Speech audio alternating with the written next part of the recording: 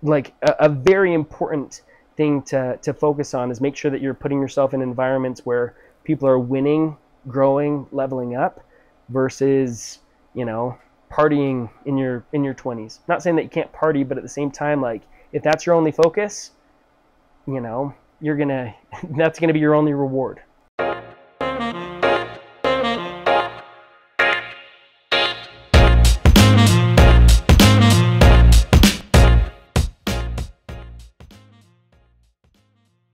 Hey everyone, welcome back to the Charlie Little Business Podcast. This week we have Mr. Andy Holmes on the show. Andy has been doing sales since 2016. He started out in pest control at Aptiv and has transitioned into solar.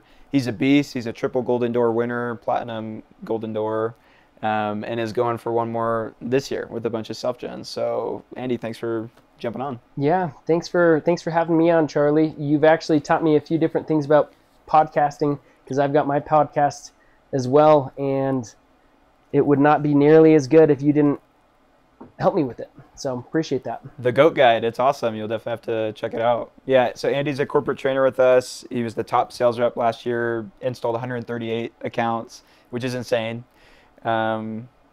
Tell us a little bit about, for context, our audience is kind of like 20 to 25-year-olds who maybe just got back from a mission or kind of in sales, kind of entrepreneurial, looking to start a business, grow their business. How did you start out into sales? What's kind of your last 6-7 years look like? What do the next 3-4 years look like for you? Yeah, so started in 2016, like you said. I'd actually gotten back from my mission end of the summer 2015. So went to a year of school, ended up meeting my wife and getting married. And so it's How funny. did you do that? Because if you ever see a picture of you two, it just doesn't make sense. Yeah, my wife's hot. I'm not. So I agree. Maybe she just knew I was going to be good at summer sales, and she's a gold digger before the gold was already there. That's probably what it was. Yeah. But it was really interesting actually, because my dad tried to talk us out of it. Because my older brothers had sold. My oldest brother was a team lead. He'd sold pest control for 4 years. And he said, hey, being newly married and going and doing sales, like that's a lot of stress and pressure on a relationship. And I was like, okay. And I actually considered it. And I realized that my wife would have to work 40 hours a week, and I would have to work 40 hours a week.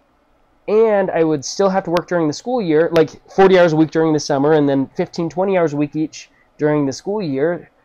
So I was like, is it really going to be that? I feel like that's stressful, you know? Yeah, summer sales is going to be stressful as well, but it's not like choosing, you know, laying out on the beach in Hawaii and getting paid and knocking doors. Like both of them were going to be hard. It wasn't just like a paradise over here that I was turning down to do sales. And so we decided to go out and sell that first summer. And it was good, and then it was bad, and my wife got pregnant. We figured out 9 weeks into our marriage that she was 6 weeks pregnant. So literally like 3.5 weeks into my very first rookie summer, figure out that my 19-year-old wife was pregnant. And so that put a lot of stress on me, but it also put a lot of responsibility, and I just had to, even though it was hard, and even though I definitely had those days where I didn't know what I was doing, and I didn't know how I was going to figure it out, I just had to give my best, and I stacked up a bunch of losses and a few wins along the way as well, and we ended up having a decent first summer.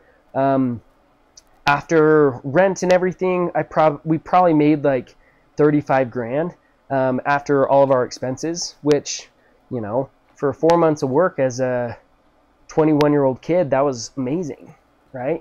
And yeah, we ended up having a baby. Went into my second summer, did a little bit better. Third summer, a little bit better.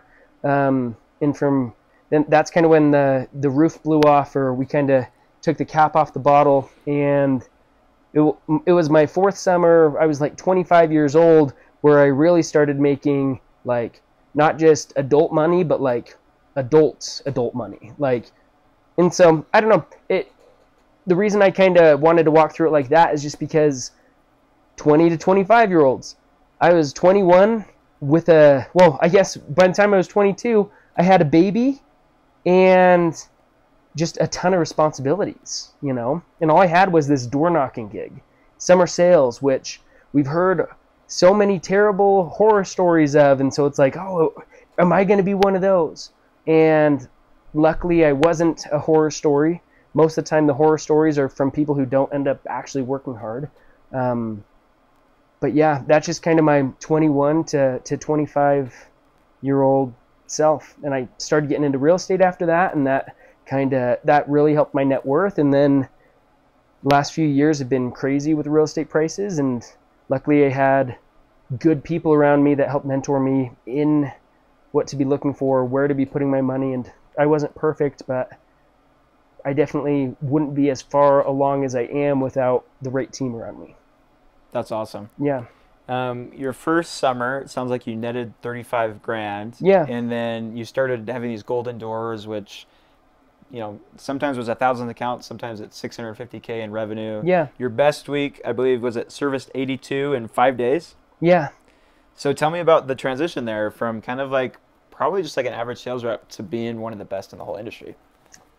It actually happened my second year, because my first summer I did 227 serviced, and then my second summer I did 407.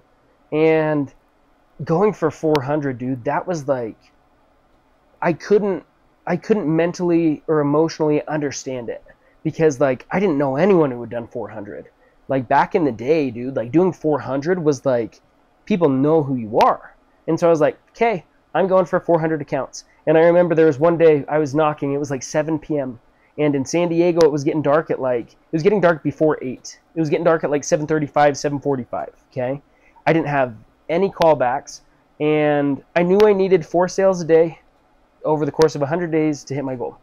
And I was like, okay, it's 7, I've got like 35, 45 minutes left. Hopefully I can at least get 1. Like if I get 2, that would be a home run.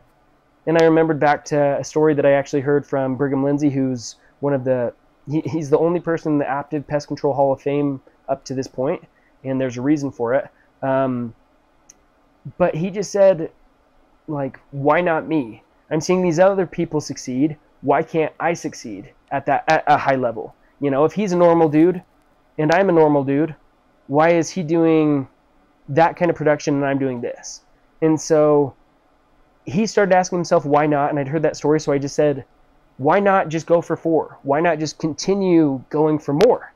And yeah, long story short, I sold next door I sold, the door after that I sold, the door after that I sold, the next person was on the phone, and I sold my last house like as it was getting dark.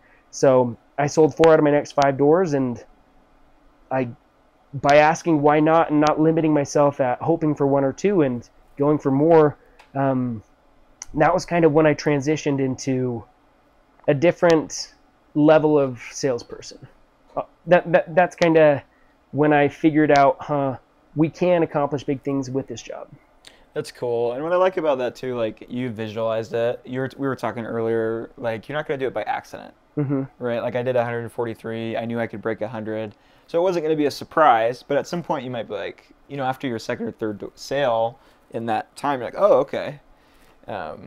And so I'm sure that's the same way with you. You probably didn't do it by accident, but if you're a little more intentional and you had a little more momentum, it was going to be a lot more likely that you had that kind of big summer. Yeah, and luckily I was surrounded by people who had succeeded big. That's what I love about your podcast, and I'm sure your listeners as well, is just you're able to learn from people who have already done it.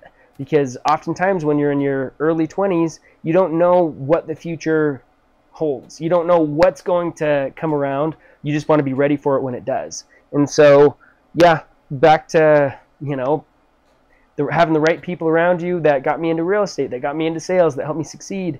I think that's a huge, like a very important thing to focus on, is make sure that you're putting yourself in environments where people are winning, growing, leveling up, versus, you know, partying in your 20s. Not saying that you can't party, but at the same time, like if that's your only focus, you know, that's gonna be your only reward. Yeah. Tell me about, because you have a lot, I mean, you're a smart guy, you're talented, you had a lot of options. Good looking. Sorry, you said smart, talented. The list can go on. Just kidding. Just kidding. You have a lot of opportunities where you could do something else for a career, or something else for a job. Why sales? And then tell me about your transition to solar as well. Yeah, so why sales is because there's not really a limit. You eat what you kill, right? I worked in high school at Zupas and loved Zupas. It was great. I got half off of the Try-2 combo whenever I worked.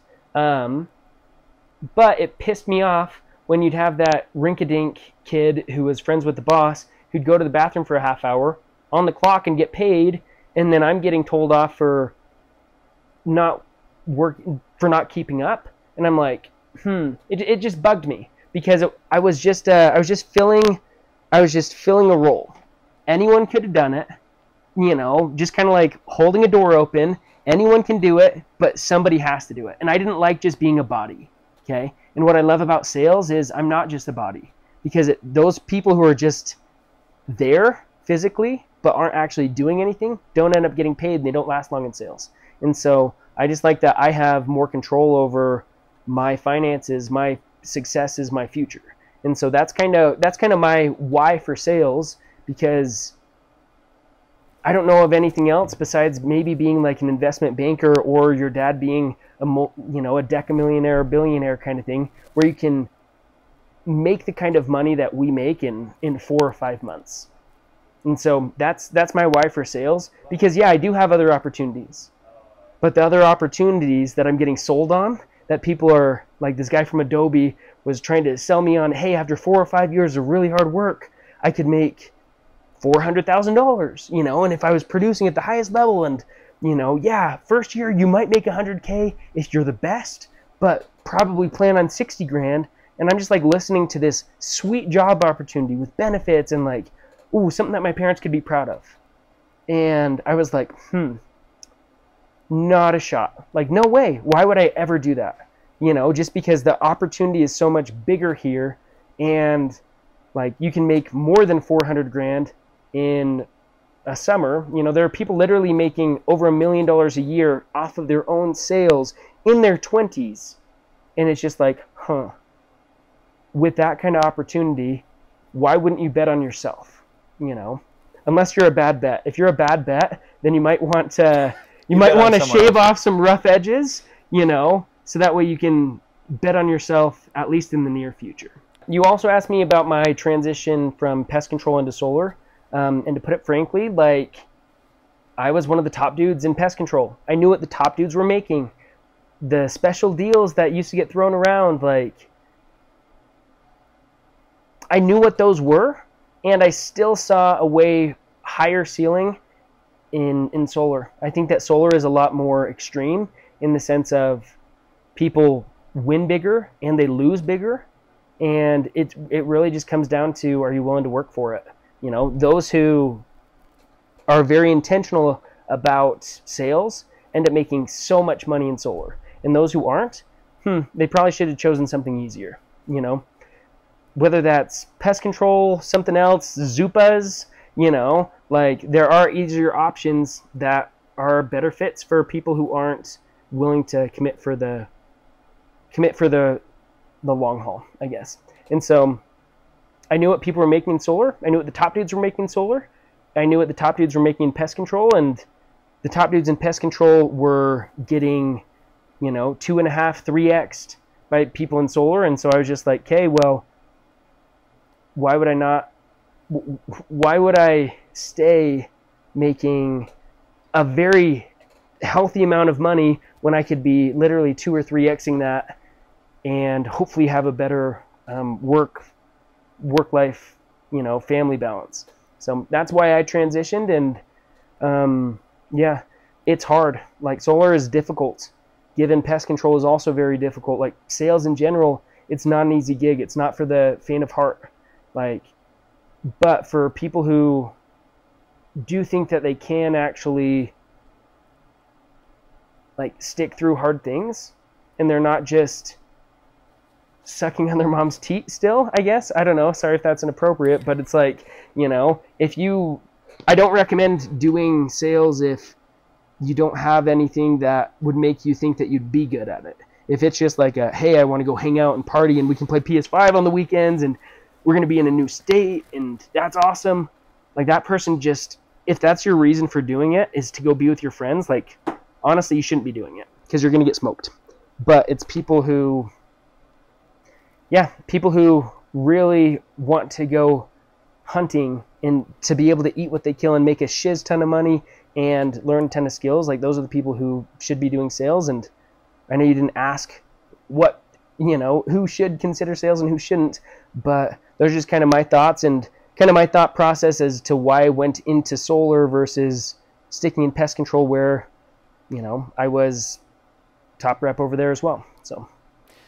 Yeah, what I think is interesting is like, I know with Tanner Williams, who I work with, he mentioned he was working really hard at pest control, and he had a friend who he felt like wasn't working as hard, but was making double or something like that. Mm-hmm. You had you killed at pest control. You were one of the best, and now solar has finally clicked with you, and you did 3 golden doors in a row, and now you're gonna golden door solar again, with lots of self gens. Tell me about why you think solar is what you should be selling right now in the market. Why does it make sense? Why can you sit down with 28 people and sell 26 of them in a week? Yeah. Well, I mean, honestly, it's the easiest sale out there.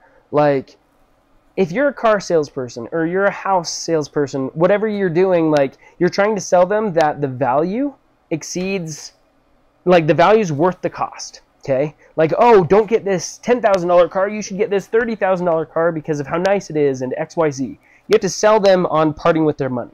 What I love about solar is literally they'll save money right away. So it's just kind of like if you were to pull up to a gas station and there's a gas attendant there and they say, hey, you want unleaded gas? Yep, just give me the cheapest stuff. Okay, do you want to pay? Well, I'll give you I'm filling you up with this. Like they fill up your whole car, and then they say, hey, just out of curiosity, now that I filled you up, do you want to pay $3 a gallon for that gas, or do you want to pay $4 a gallon? If they just asked, do you want to pay $3 or $4, you'd probably go with 3, okay? And even if they said, do you want to pay $3.90 or $4, you're probably just, like, why would you pay more, right? And especially if, like, there's so many different things that go into solar, like equity in the house, you're having predictable payments, like, I'm not selling people on spending their money. I'm selling people on paying less at the gas pump. You're already paying an electric bill. Why wouldn't you just pay less? So it's like, it's honestly an easy sale. Like people who don't have solar, there's chances are they just haven't talked to anyone who actually is good at selling it like you. You know what I'm saying? And so that's why I say solar, okay? Also, you can make so much more money with it just because it is a bigger ticket item. You know what I'm saying? Like if you get 100% commission off of selling water bottles on the side of the road, how much money can you realistically make? Not a whole ton. Like how are you making $100,000 selling water bottles at $1 a pop? You're not going to do it. Okay. And so all of a sudden, once you start moving into bigger ticket items that are easy sales because they're already paying for it, I just don't see why you would sell anything else. I think that's all super true. I think there's another interesting point that we're at in the market right now where with the supply and demand. Like you have utility companies which are kind of monopolistic. Mm-hmm. The population in a lot of these big cities are growing very fast, right? So they're having to ship power from out of state. You have kind of a supply and demand gap. And then like you talked about with the margins, with the amount of money that's made, it's kind of early, right? So you have a federal tax credit that's 30%. And it's just like solar in 15, 20 years will look very different than what it is now. When people sold cell phones in the early 2000s, they made a lot of money. Yeah, 100%. Yeah, if you can catch a trend while it's popping off, you're going to make so much money. You know, I know so many setters that have made, $7,000 or $8,000 in a day, and then I know closers that have made $45,000, $50,000 off of a 10-hour workday, That's a pretty good hourly rate. You know what I'm saying? And so I just don't know of anywhere else that you're able to do that. And I also feel like electricity is kind of beginning of COVID, the housing market, like we're not really sure what's going to happen. And then it skyrocketed. I feel like where we're at just in general as a nation, as far as like electric company goes, kind of unsure, kind of unstable, but prices are starting to tick up. And it's like, we're already seeing 20%, 30% increases, right? And so people are just not wanting their bill to go up by 30%, And so we're helping out with that, and we're making a lot of money in the process. It's a win for them. It's a win for us. And so there's a fair value trade, and there's a lot of money to be saved for the customer and a lot of money to be made by us as the salesperson. So that's my thought process on just solar right now. I know there are other opportunities. I know there's internships. I know that there's something that's more focused on what your passion is in life, My passion's not solar. My passion's my family. I'm making a lot of money right now by doing a job that allows me to provide for my family and invest for our future. And what's cool about it is I'm learning a ton of skills along the way as well that are going to help me in whatever does come next. And I know you're the same way. So like Mr. 20-year-old, Mr. 25-year-old, like honestly, you want to find a way to invest in your future, not just by learning skills, but also making money to actually invest in your future.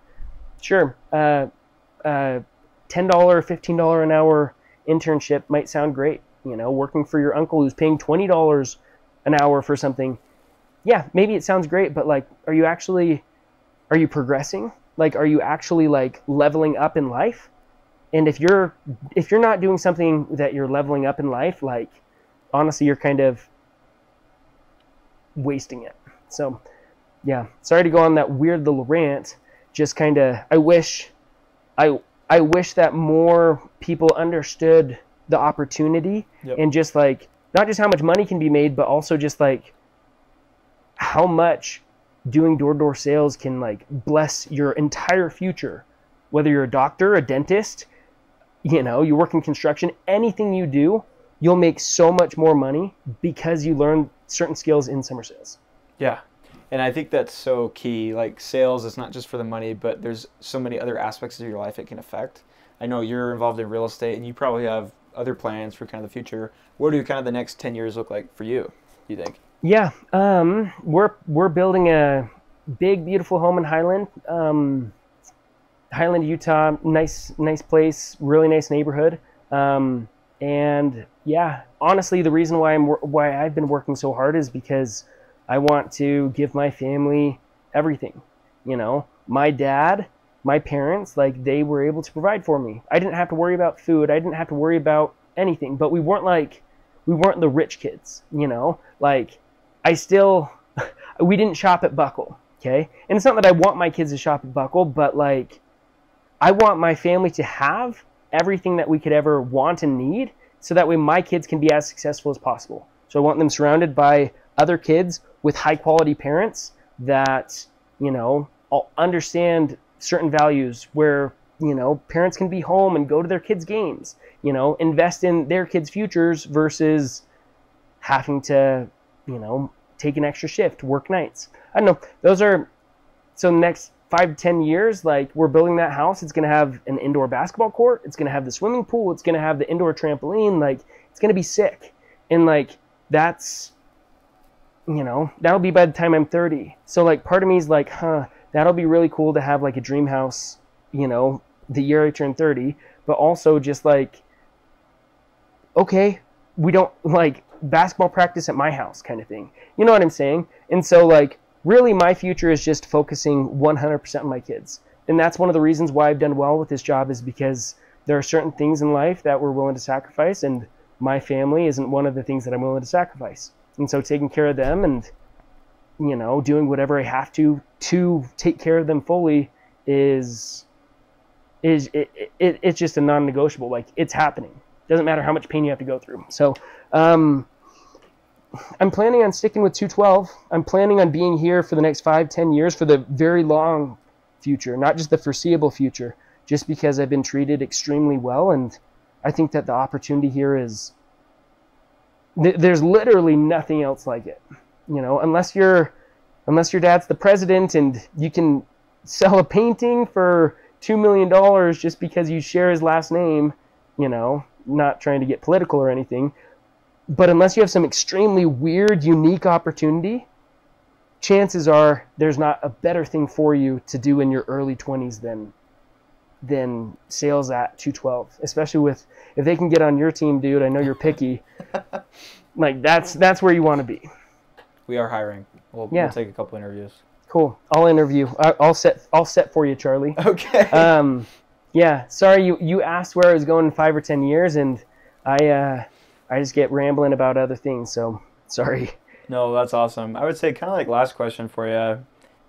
From everything you've learned in the last kind of 10 years, from the hard things you've done, school, but sales, you know, and excelling at sales, what, you know, for the people who have a small business that they want to grow, or, you know, they have these really long-term goals, they want to get more out of life, what lessons have you learned from that? How do you think the skills and things that you've learned apply to, like, explosive growth in a business and things like that? Yeah, the first thing that comes to mind is just focusing on you, like focusing on your business, not focusing on others at all. Just because, like, in all reality, there's always going to be people who have opinions and who have judgments and who have ideas of what you should do. But if that person is not in a spot that you would willingly trade places with, like happily, you probably shouldn't be taking their advice. And so kind of the whole point of that is, like, focus on people who can help, focus on things that will help, things that will move the needle. Because, like, so often we get distracted with, oh, we could do this in the future, we could do this revenue stream, and we're not focused enough on anything in particular that we don't end up accomplishing anything. Anyone who hasn't read the book, The One Thing, you should. Because at the end of the day, is what you're doing right now, every task that you're doing, is that focused on the end goal? Is that focused on growing the business? Literally just earlier today, I was listening to a podcast, or a book actually, and it talked about the Great Britain, like, rowing team. Okay, I think it was Great Britain. And they were one of the worst ones out there. And literally, they went from being one of the worst to winning gold that very next Olympics, or that very next run in the Olympics. And the only thing that they changed is they would start asking themselves, will this make the boat go faster? And I love that, because it's like, will eating this donut make the boat go faster? No. Will partying make the boat go faster? No. Will working out, like, literally every decision that you make, will it make the boat go faster? In business, is this increasing the bottom line? Is this bringing more growth and more revenue? Is this getting buyers to the table? And if it's not, then chances are you shouldn't be focusing on it. So that's kind of just something that I've learned over the years, because when you're going for something that is very difficult to achieve, you've just got to figure out what to focus on and only focus on that. And sure, if whatever wants to come with you and whatever you can direct so that way it's following in the same path, awesome. But you're going to have to sacrifice some things, because you can't focus on those things. Because if you try to hold too many things, you end up holding nothing. It all falls. Instead, just go for what you actually care about, and, like, do everything asking, is this getting me to that point? Yeah, and I think that's key too. There is a quote that's been said, the main thing is to keep the main thing the main thing. Yeah. And that's kind of what you were talking about with the one thing. And I think that's super helpful, because especially with social media today, it can get distracting, right? There's all these things, you know, how can we make more money, this, that, yeah, we need to do this. Like, but if you can just focus on the actual action, it's easy, for example, like when you're starting a business, to, like, design the logo and take, like, a month or two to do that. Or, hey, we need to set up our website, or we need to get our name on the truck.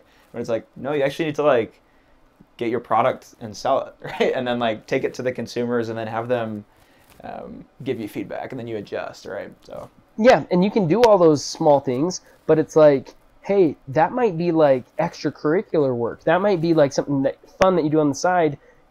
And also realize that you're not going to get it right the first draft, no matter how many times you do it. You're going to publish your logo or whatever it is. You're going to want to change it later. You'll know what things that you don't know now. And so, yeah, don't worry about too much clutter. Responding to emails, responding to Instagram messages, like, if that's helping you, awesome. If it's distracting you, if it's not making the boat go faster, if it's not getting you to the main thing, then don't spend too much time on it. 80-20. 20% of what you do will produce 80% of the results. Okay, well, let's just pour as much freaking gas on that 20% so that way we can multiply that 4x as much as we can. Don't, honestly, sacrifice the other 80%. It's not getting you a whole ton. Just focus on the 20% and grow that. I mean, just not all. You can't always just sacrifice everything else, but you understand what I'm trying to say. For sure. So, in conclusion, it sounds like you like being in a vehicle where if you work hard, you get compensated for it. Yeah. If you put in X, you get more Y. You mentioned being in the right vehicle as well, like with solar, focusing on the main thing. I guess in conclusion, what else would you say to the 21-year-old out there that's trying to get a little bit more out of life? And the more you can prepare yourself to then bet on yourself, the better. We have our whole lives to figure out our calling in life. We don't need to know what our calling is at 21. You don't need to know whether you want to go into business or sales or acting, whatever you want to do, get skills that will help you for your entire life in relationships, in work, and also making a little bit of extra money isn't a bad thing. I don't know. I just think that in the world in general right now, we're taught to focus on emotions and we're taught to, be comfortable. And yeah, that is true. We should try to be comfortable. We should try to be mentally and emotionally stable, right? But at the same time, sometimes when push comes to shove, you just got to figure it out, And I think that if you focus too much on just having a party life or having a chill, fun, easy, good experience life, yeah, that just means that you're sacrificing the good experiences and the fun that you can have later. Everything in life is an investment, and if you don't invest now, you're going to pay for it later. So I say, hey, if you're 21, 22, when else are you going to be able to just 100% go all in on yourself?